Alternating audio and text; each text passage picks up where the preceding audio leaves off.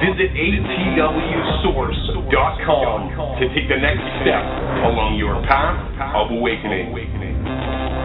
You're listening to Awakening Truth, Worldwide Radio, and its network of radio shows. Presented by the teachers of Awakening Truth Worldwide, where spirituality, truth, and consciousness collide.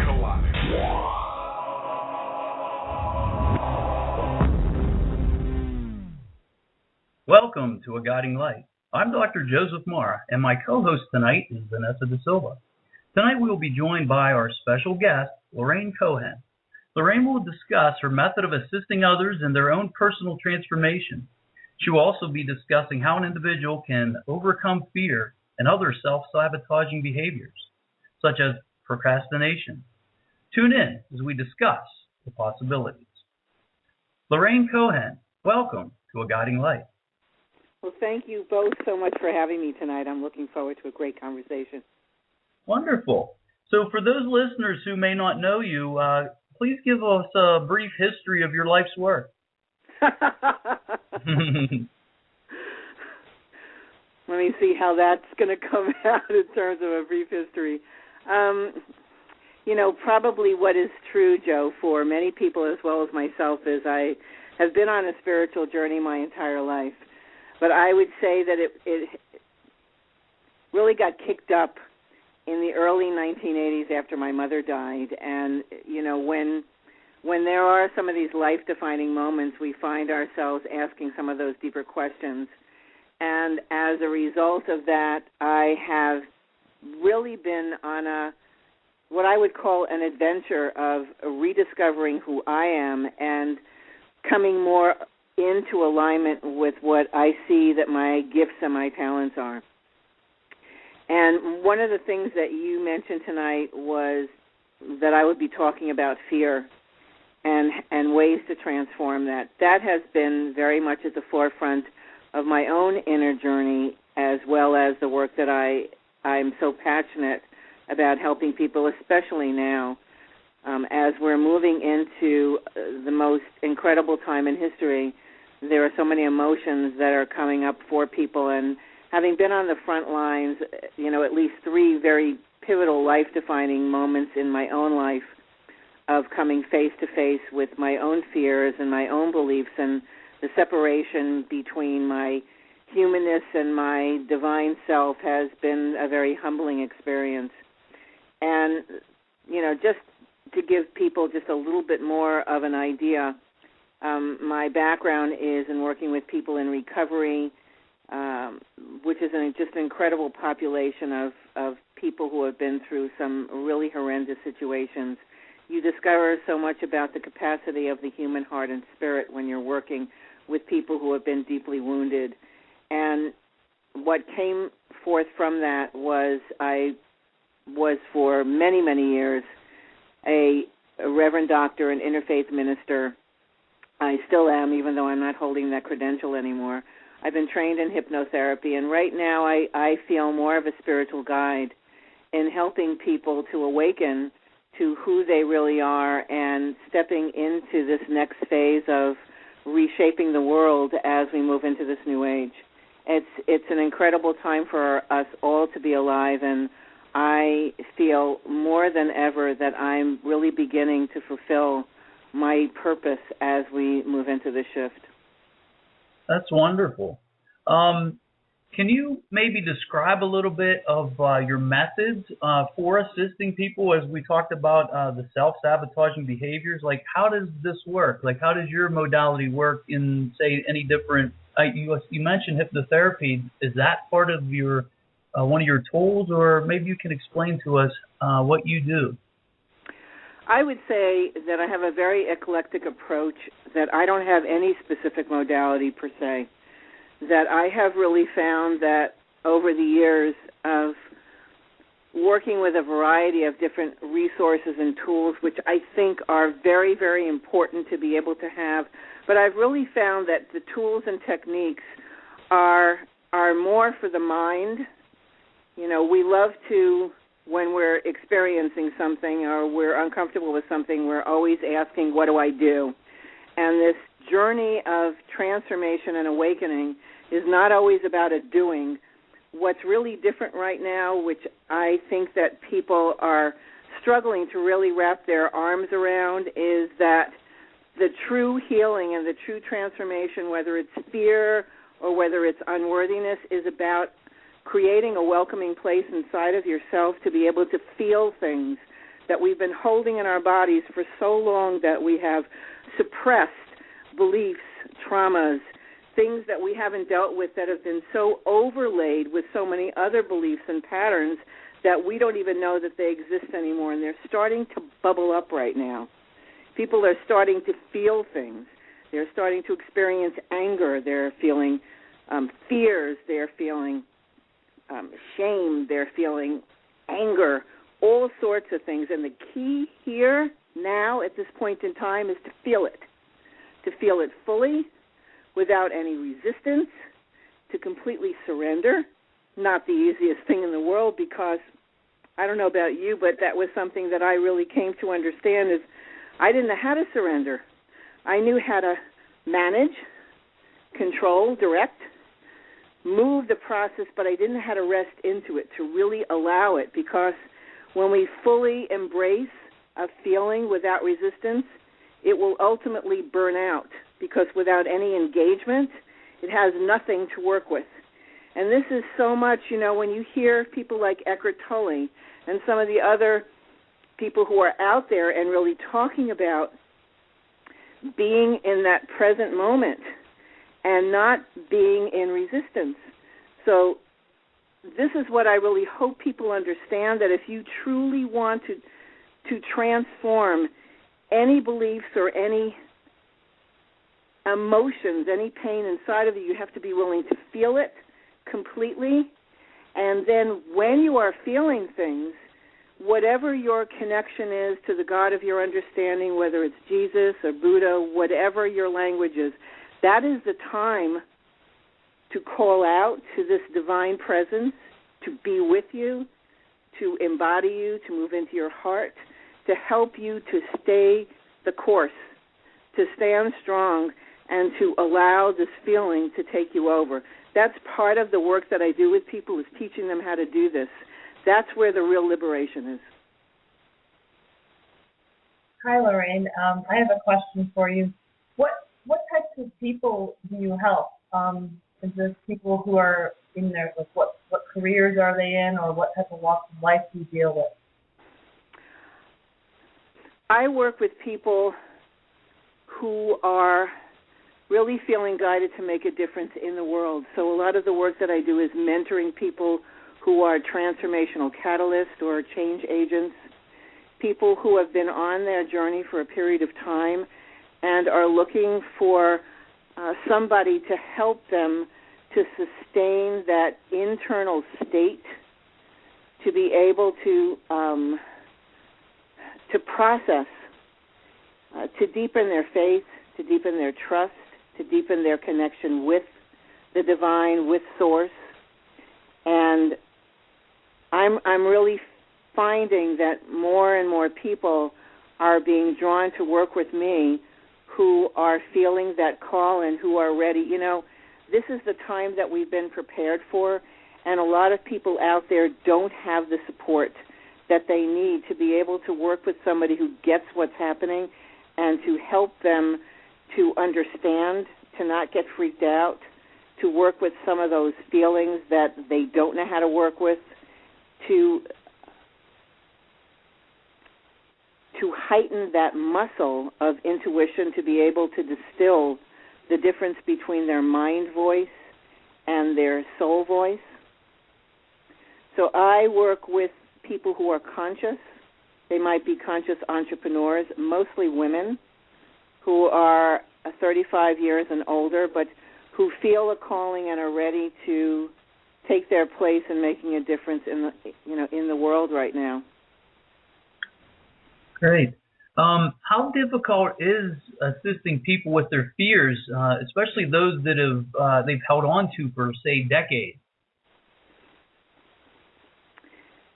You know, when you really get to the heart of what fear is really about, fear is an indication that you have separated from this divine essence inside of you.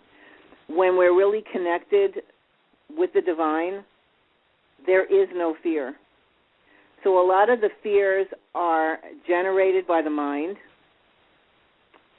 And again, it really comes back to, you know, like if I were to ask somebody, what are you really most afraid of? More times than not, when you boil the fears down, it gets into some of those painful places like, I don't matter, I'm going to be alone, I'm going to die. I've seen that repeatedly when we really peel back those fears. And at the very center of that is that space of separation. You know, I was doing some work a couple of years ago, and I had asked myself that question, what is my deepest fear? And when I really sat with it, and I could tell when I got to the heart of it because I started to cry. And my deepest fear was that I would be alone, that God would not be there. And I could relay it to different instances when I felt abandoned by God, when certain things had happened to me in my life where I had felt boundaries crossed, where I had felt some violation, and I was very angry at God. And I had felt at the time that if there really was a God, then why weren't you there to protect me? And what also comes into play is that from the moment of inception to the time that we are 6 years old, we are bombarded by thousands of emotional charges that imprint inside of us like a computer. In fact, even just bringing that back a little bit farther, from the moment of inception to 6 hours, there are about 4 different time frames where if we don't really process through those time frames with ease, we can get stuck in some patterns. And the time frames are in utero, from inception to 2 months, from 2 months to pre-delivery, delivery, and then the delivery process, and then actually being born into the first 6 hours. There's a lot that happens that are impacting on us. What was going on with our parents? What kind of an environment was it?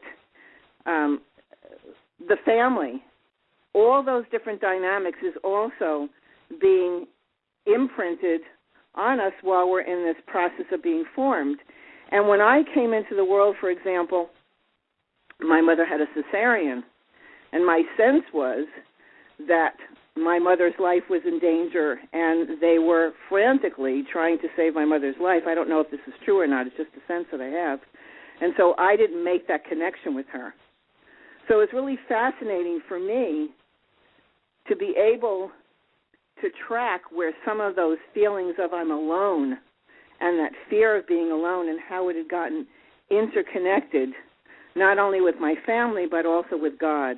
So that became my bottom line fear. And how I'm working with that is in my relationship with God now.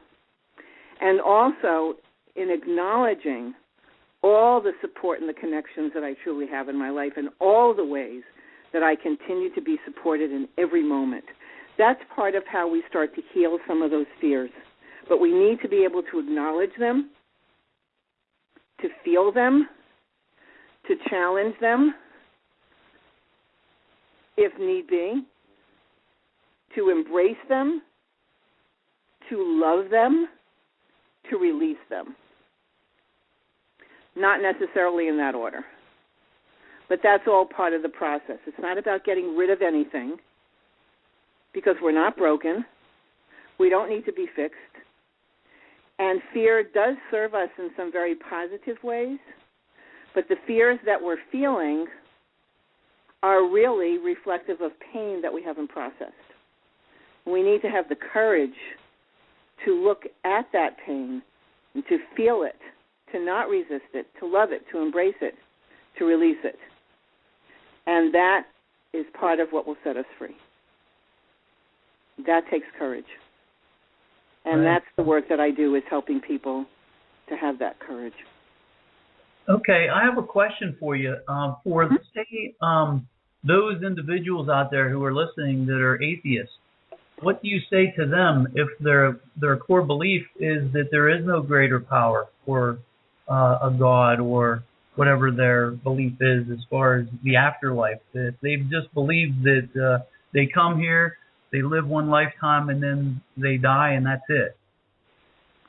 I really don't have conversations. I feel if that's what you believe, then that's what you believe. Everybody is entitled to what they believe. My job is not to convince anybody of anything. Right. But, I mean, a person that needs help healing, you mentioned that it goes back a lot of times to when God has forsaken them, or what do you say to them, the people that are atheists, that, like, how do you start if you can't go back to the, some of these fears? Well, you want to know something very honestly, Joe? Yeah. I have never met anybody that has come to me who's been an atheist. Yeah. So it just popped into my head. What? That question just popped into my head. I'm like, oh my gosh, this is great. But what if there's a person out there that doesn't believe in God, because that's what we're talking about here, or a greater power, like you said, Jesus or Buddha? I'm thinking, boy, how that would be difficult. Well, and I'm not really articulate about this, when it comes to religion or people's beliefs about God. Is even though I am an interfaith minister, I don't talk religion at all, or people's what their beliefs are about God or anything, because I really believe that even people who are atheists, they do have a belief about something. They may not call it God, but there is something. Mm-hmm. Because inside of all of us, every single one of us, there is a soul. There is that divine spark, whether we acknowledge it or not. And what is innate in every human being is this yearning to connect. And where we are in the world right now, again, this incredible time frame where the veil between that spark is thinning, anybody who doesn't believe in God is going to be feeling things, whether they like it or not, whether they understand it or not, because the divine inside of us is calling us home. And no one is outside of that. Now, they may feel uncomfortable. They may find it very painful and difficult. Everybody's experience is going to be different, but everybody without trying to think of how I want to say this. Yes, everyone without exception is going to be feeling this, because this is the shift that's happening in the world for everybody. Mm-hmm. Because at the very essence is we are all connected. So nobody will be outside of that. And I truly believe that. Okay. And for people who may not feel that they believe in God, what wonderful people to pray for. Absolutely. I have a question somewhat related to this. In general, even if you have people who are spiritually minded, but they may not be really in tune with their own spirituality, or that, like you said, they may be in the process of awakening. Right. What have you had to deal with people? I know right now a lot of people are waking up spiritually. Are you seeing a lot in your practice, the feeling that waking people up is the first step that you're having to take? Or do people come to you already with a foundation of spiritual knowledge or understanding? what I have found, Vanessa, is that even if we don't call it spiritual awakening, there's something recognizable. If you ever had a conversation with somebody and you maybe never have even said the word spiritual, and you find that you're having this incredible conversation where maybe there is not specific language, but there is a heart connection. And you just know that you can talk to this person, or this person just knows that they can talk to you, and they may even find themselves saying, I don't know why I'm saying this to you, I just feel that I can. And you open into this incredible, heartfelt conversation. Whether we use spiritual language at all, it's really about connecting with the heart. I have always been of the belief that people that come to our lives are in all different places. Some may have been on a journey for a period of time. Some may believe that they are newer. And I have people coming to me at all different phases. There's a resonance that people pick up. And if they are paying attention to that resonance, they find themselves being drawn to you. So I trust that the people that come to me are meant to be with me, even if they may feel that they are new on this journey, because what I feel guided to say, what comes out of my mouth, is always divinely inspired. And I trust that what I say to that person is exactly what they may need to hear at that time, and I don't worry about that. So I just hold the space that whoever is meant to connect with me will, wherever they are. It makes my life easier. And that way I just get to trust that there is a divine and a universe at work that is creating pathways for the people who are meant to connect with each other to find each other. And that's the space that I hold. Whoever is meant to find me, to connect with me, to work with me, to come on to a call, that they will be guided to that, and all will be perfect. And I love when that happens. And the synchronicities sometimes are just extraordinary. Yeah, absolutely. I'm going to open up the phone lines here in a little bit, Lorraine, but before I do, would you like to give out your website or your contact information so people can get a hold of you? Oh, I'd love to. Thank you so much, Joe. If they go on to Powerful, that's 3 W's, Powerful with 2 L's, hyphen, living, LIVING, .biz, BIZ. They can take a look around my site. I've just launched some brand new extraordinary audios that I invite people to take a look at I actually just launched today, so it's exciting to be able to make that announcement on your show as well. Wonderful. Okay, so is there anything else that you would like to discuss as far as like personal healings or anything, or would you like to do a mass healing, or are you guided to do anything like that before I open up the phone line? I'm not getting what I would call a hit just yet. Okay. I'm thinking that maybe if somebody has something on their mind, that might actually spark my doing a little bit of work with somebody on the call. So okay. If you've got some folks on the line and they do have something that they would like to say or ask, I would love to interact with some folks. Wonderful. Okay, so we're going to open up the phone lines here, and the call-in number is 323-679-0927. If you have any questions for Lorraine, please call in. And in the meantime, there's no callers at this particular point, Lorraine. Okay.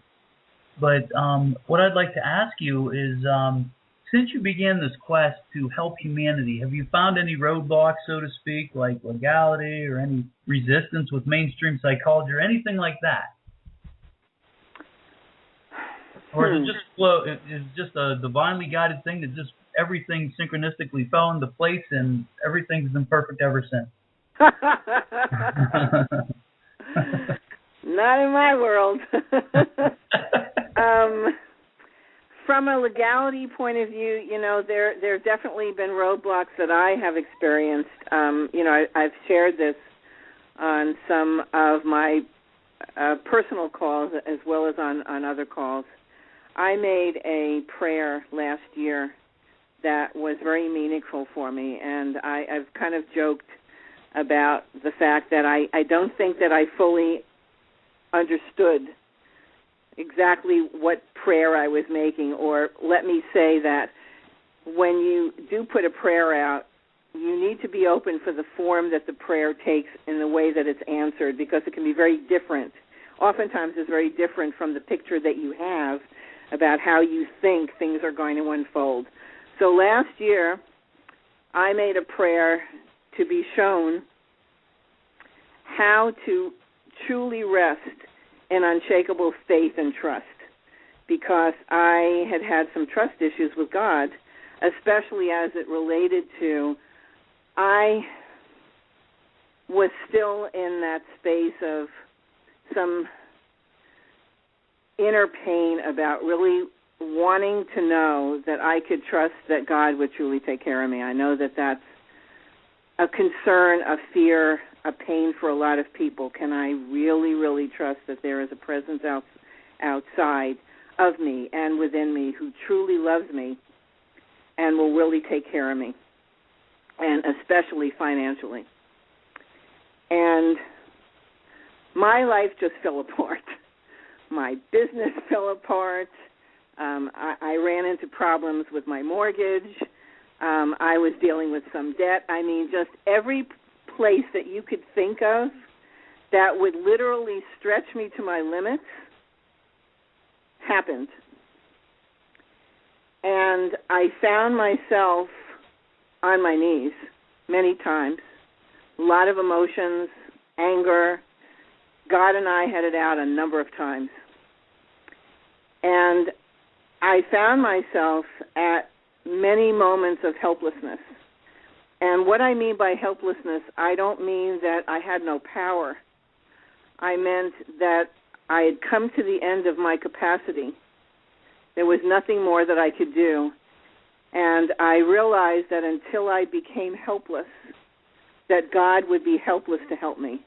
Because as long as I stayed in a space of desperation, I was still controlling, managing, directing the circumstance. I was still scrambling and looking for ways to make whatever was happening, to move it, to change it, rather than to accept it, what was happening.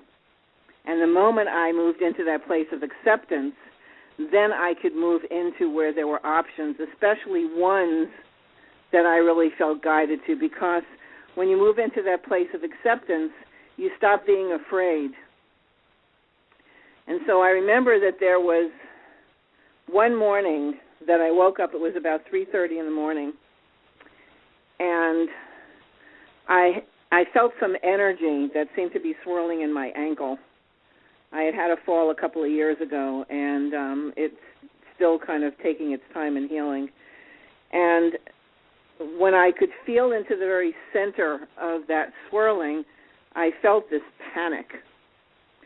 And in the past, when that would happen, I would move my foot, try to make it stop. And I knew that what I needed to do that morning was to breathe into it and not move, and just allow whatever was going on in my ankle, whatever was happening energetically, I needed to let it come up, and I needed to feel it. And inside of several seconds, I felt just filled with utter despair and hopelessness that felt incredibly old. Who knows how long it had been in my body? And this is essentially what I'm talking about letting something fully come up. And I was just sobbing, just feeling the depth of it. And I just really allowed that to happen. And there were two waves of that. And in the midst of that, I remember getting on my knees and putting out a prayer. And my prayer was for the strength and the guidance to hold this space and allow whatever was ready to be released from my body to be released with grace. And when I did absolutely nothing to resist it, it burned out. That's what will happen when you just allow it and you do nothing except rest into it. It will burn out. What was really important for me is that there was all of this peace and grace that came very quickly after this pain moved. And I was also aware afterwards that I felt, because of the work that I do and what I believe is my service, that some of what I was feeling was not all mine, that I felt that I was also moving some of the despair in the world. That was my sense of it. And the reason I mention this is that I came back to what my prayer was. My prayer was for unshakable faith and trust.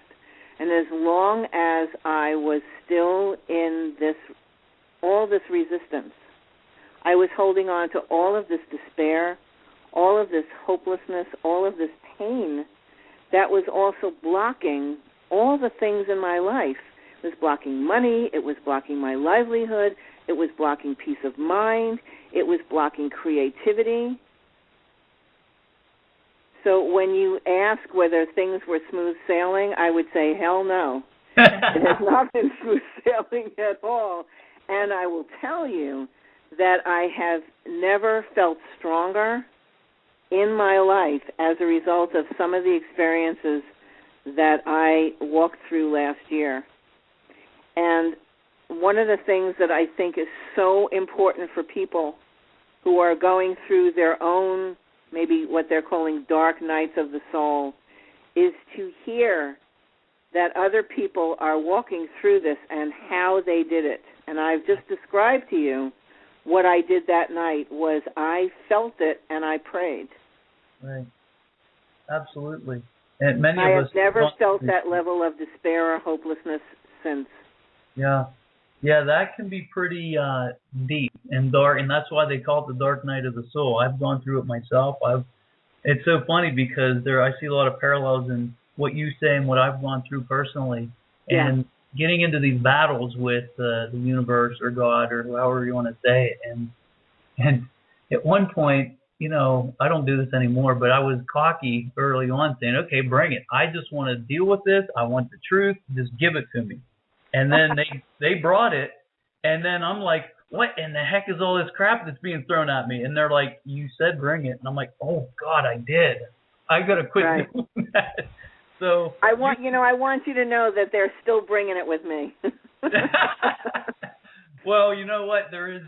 You can choose whether you're going to get it all at once or you can take a little at a time. I'm like, okay, spoon feed me a little at a time. I don't want it all.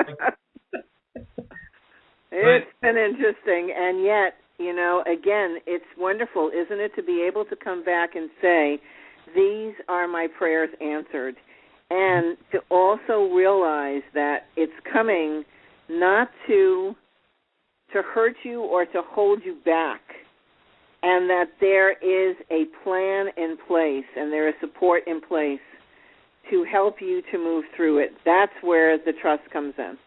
Right. And because this is a free will zone, each person has their own choice, but sometimes they need a little bit of guidance, whether it be from the other side or from this side. And I've noticed that if you surrender and release and you don't have that resistance, things come to you and they may come to surface, but they don't last as long and they're not as much of a hardship as if you were to resist it. And that's my own personal feeling. Yeah. And Joe, I don't know about this free will. I would say, free will my what. I think that when you know that you are here and that you have a mission to be a light, to be a leader and a teacher, the path is very narrow. Yeah. And there's no back. So from my perspective, I may think I have a choice, but I don't. Well, the way I look at it is like going down a path, and you're given at least the thought that you have free will, but you're always guided back to that path. Like you can take a side trail, but one thing that I've noticed is the closer we get with this 2012 phenomenon towards the end of this year, everything is combining, and all the potentials and all the timelines and all the other things in my awareness are getting more and more and more narrow and narrow and narrow. So the choices and the things that may have taken you a while, or you have got sidetracked for some time, it's not that. At least the perspective of time has also changed, so that might be different. But in my perspective or my awareness is that, yeah, you're right. It's like you have this thought of free will, but yeah, if you've decided prior to incarnation that you're going to be the light bearer, then it's not that you're forced to do it, but you were, kicked in the butt, so to speak, until you get back into where you're supposed to be. That's the way I see it. Well, I know that there have been times when I can be somewhat of a hardhead, and as a result have created some very interesting drama in my life. And I would say that at this point in time, I am open to and receptive to the power of grace in my life. Yeah. And also knowing that in grace there can still be some of that difficulty. And to your point, that when you offer no resistance and you move into that place of acceptance and you move with love and appreciation for everything that's happening, I believe that every person and situation is in service to our growth and evolution. And when you look at life and situations through those eyes, you never feel victimized or powerless in anything, because you understand that it is there to help you grow, to help you to find your courage, your strength, and to find yourself. And this year is the beginning of the liberation from the mind, and it's not something that we have power over. It is given to us. It is a benediction that is given to us from the divine as this liberation. Our job is the preparation stage of doing the inner work in clearing inside and clearing outside in our life what is not serving us, what is out of alignment with our true self, with our true mission. And the more that we have the courage and the commitment to take those steps, the more that we will be aligned with the shift.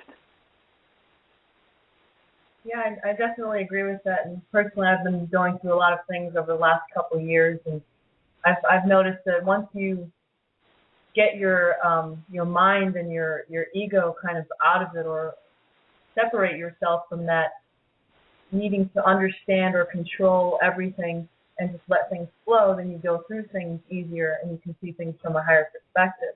Yeah.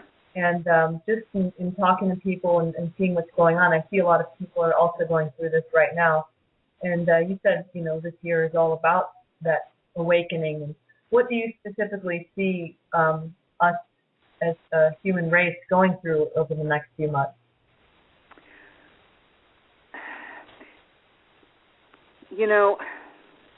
I'm very excited by what I'm hearing. I don't know if either one of you are familiar with Oneness University and Blessing Givers and the Oneness Meditation that is sweeping the country. Are you familiar with any of that? I'm not. No. Okay. There is, I can't really call it an organization, but if you go online to onenessuniversity.org, there are teachings, and the founders of Oneness University are considered to be living avatars. They're avatars who come down onto the planet when civilization has a need. And there are many different avatars that, names that you've heard of people who embody certain energies, like a Christ consciousness, or it could be divine love, or I don't know the names off the top of my head. So the founders of Oneness University are called Amma and Bhagavan. They are considered to be the living embodiment of God. Their sole purpose is to support awakening of mankind. That's all they are here to do. And they represent both the female and the male aspect of the divine. Bhagavan's focus in form is to support awakening. Amma's focus is the material aspect of whatever one might need materially. That's what she focuses on. And combined, they are, again, supporting the awakening of humanity, just to give you a little bit of a framework. Now, what was interesting to me as I was introduced to them, because I've never had any kind of religious connections or just the thought of being a blessing giver or anything like that was like out of my realm of comprehension.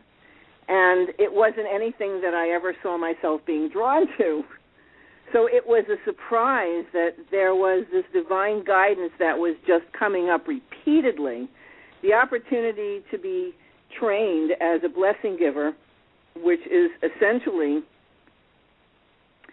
to be able to transfer an energy transmission from the divine that helps to awaken, to activate the Kundalini. It works with rewiring the neurological pathways of the brain and accelerating awakening. It's called Diksha. This practice, this process, this energy of Diksha has been around for a long time, for many thousands of years. And Amma and Bhagavan have opened up the energies of this Diksha full throttle, because their commitment is that by December 21st, 2012, 70,000 people will be in fully stabilized awakened states. And for each fully awakened person, they can impact on 100,000 people. That's pretty amazing, isn't it? Mm-hmm. So they have been working diligently to support the awakening of humanity. Now, of course, there are other teachers, there are other people going through their own processes of awakening, so it's, this is not a cult, this is not about praying to them, this is about connecting with the God of your understanding, whoever that is. That's what their position is. And if it had been any other way, I can tell you I would have headed for the hills, because that's not my thing. Right. So from what they are seeing, as of a phone call that I was on the other day, 30,000 people are in fully awakened states. So they're very excited and feel that we're right on track for humanity's awakening. There's been a prediction that by 2035, most of the world will be awake. Lorraine. Yes. I have a question. How do they gauge a person's fully awakenedness, so to speak? I believe that there are ways that you can see that there is a shift in the frontal lobule, where there's places in the brain that are lit up that are not lit up in a person who is awakened. But from what they have described, and many of us have been in and out of awakening states, but we haven't stabilized. Like when you just feel joy for absolutely no reason, when you feel your heart opening and you just feel love for everybody, when you are in this very present state of acceptance, when you're in the now. You may even look, and things look vibrant and more alive than ever before. So these are some of the ways that people who have been pronounced to be awakened, that's how they live every moment of every day, in complete states of love and joy, in non-resistance, totally in the present, no ego chatter at all. Can you imagine? No. That's pretty amazing, and I'm excited about it. I'm just trying to wrap my head around, like, how do they catalog such a thing? Like, I mean, I know a lot of people that I would view as being awake, but they're probably not on the list. Or, you know what I'm saying? It's like, how do they know 30,000 specifically? I couldn't tell you. I don't know that I can give you any kind of a statistic, that's however it is that they know they know. How do they know? Well, one guess that I would make is if you were sitting in the presence of the physical form of God, would you ask God for a statistic? Yeah, no, I wouldn't do that for something. Yeah. So if they're feeling into that and they are sensing that because they are connected to everything, everything, then whatever they know, they know. Well, there are other gifts that humanity has, such as telepathy, and so some of these higher beings are that. And I think you talked about Jesus earlier. I think that's what he was teaching us is our highest potential, and he, of course, probably had that ability. And the people you're speaking of may have such an ability. And there are many other beings on this planet that also have that ability as, they're working together in their way to help to usher in this new time of awakening because it's been predestined. Right. We are meant to wake up. We are meant to come out of these dark ages. And in order to do that, there has to be a lot of shifting that is going on. What's exciting to me, I have a very good friend who I would say is in a stabilized, awakened state. When she talks to me about how she experiences her life, I'm hungry for that. Yeah. I'm yearning for how she lives her life. And I remember where she was a couple of years ago, the pain that she was in, the struggle that she was in, a lot of the health issues that she was dealing with. And that's not to say that she doesn't have challenges that come up in her life. She has them, she sees them, she accepts them, she recognizes them, she doesn't struggle with them, and she gets support. And from a business standpoint, her business is exploding. How is it exploding? She's just listening to what she feels guided to do, and she is one of the most loving, giving, joyful people that you would ever want to meet. Every time she does something to help another person, she is ecstatic. I mean, it's living from a very different place. Yeah. And not having to give up anything. There's so much richness and abundance. It's like it reminds me of living from black and white to Technicolor. I can only dream about that from an extended place. And I believe that that's what people talk about when they describe bliss. Mm-hmm. And I know that's what I want. And I am doing everything that I feel called to do in order to move into more and more of a state of preparation for the time when I will be blessed with being in a stabilized, awakened state. And I know one of my prayers is in the hopes that I might be one of the 70,000 this year. Yeah, I think the process of awakening, as you're describing it, is a very internal thing that is happening to each individual in its own way. And as more and more people are awakening, I think that the outer world has to change as a result. Everyday life on Earth, when we move into this constant state of bliss, how do you see that is going to manifest itself in everyday life? What changes?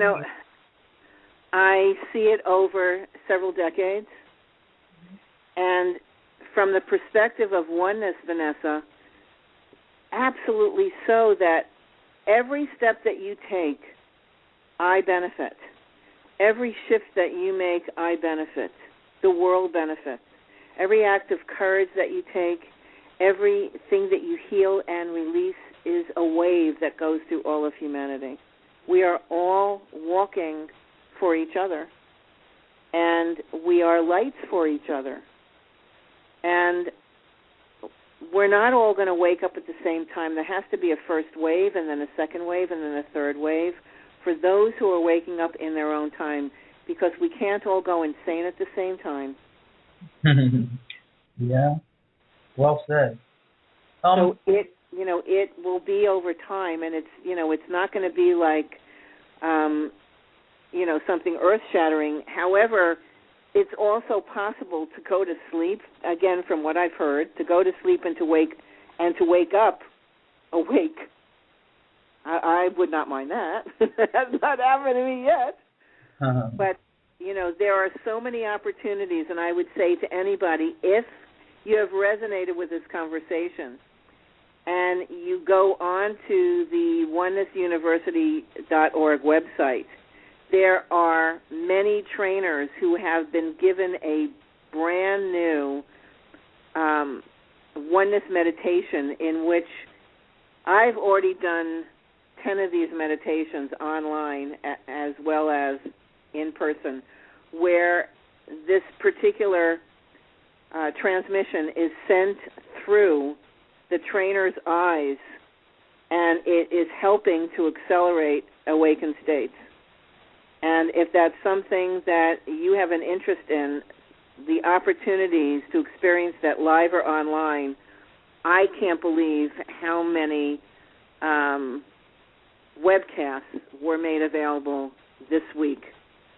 There was like 15, and I was on 3 today. Wow. And it's really extraordinary. So can you see a lot of changes with people, not just waking up, but people picking up the torch, so to speak, and doing their part? I do. I am finding that more and more, at least the people who are being drawn to work with me, are feeling this yearning and this awakening. And they are, it's almost like a switch that says it's time, or they have reached a point where they realize that they are wanting more from their lives, that they're not where they feel, I don't know how else to say this, where they should be. And so there's a deepening inside that they're feeling. Right. And they may know what it is, they may not know what it is, but they are feeling that they want more. So your spiritual practices, eating more healthfully, especially from the earth, because the earth is being recreated, and so are our bodies as we're moving into a fifth dimension. And, I'm passing some of this information that might just normalize some of what's happening with people. You might be experiencing a lot of pain around your neck and your shoulders. I know I have, because there's a lot of energy moving through our bodies.